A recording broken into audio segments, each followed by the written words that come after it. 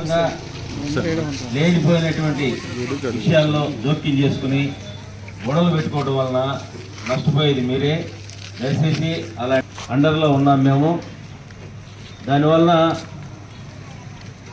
మేము ప్రతిదీ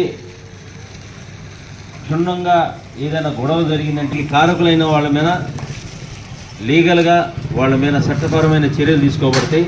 దయచేసి నేను చెప్పినట్లయితే వాళ్ళ మీద కఠినమైన చర్యలు తీసుకోబడతాయి. మీరు ఓటేసారు, అయిపోయింది. రేపు లెక్కింపుల తర్వాత మీ అందరినీ సమావేశపరిచి మీకు ఈ విషయాన్ని తెలియపరుస్తున్నాను. మీరే కాకుండా మీతో పాటు మీ ఇళ్ల పక్కన ఉన్న వాళ్ళు ఓకే నేను వచ్చి ఈ విషయాన్ని మీ అందరికి తెలియజేసినందుకు, మీరందరూ వచ్చి ఎన్నందుకు ప్రతి ఒక్కరికి కృతజ్ఞతలు, థ్యాంక్స్ తెలియజేస్తూ నా నమస్కారాలు. ఎందుకంటే ఎలక్షన్ అయిపోయింది, అందరూ ఎవరి పనులు వాళ్ళు చేసుకుంటా ఉన్నారు. కొంతమంది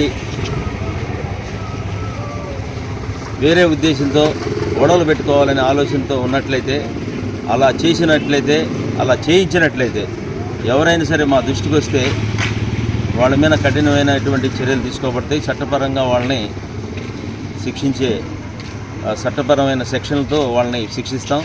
దయచేసి ఎవరు అలాంటి విషయాల్లో పాల్పడద్దు. పాల్పడినట్లయితే వాళ్ళ మీద కఠినమైన చర్యలు తీసుకోబడతాయి.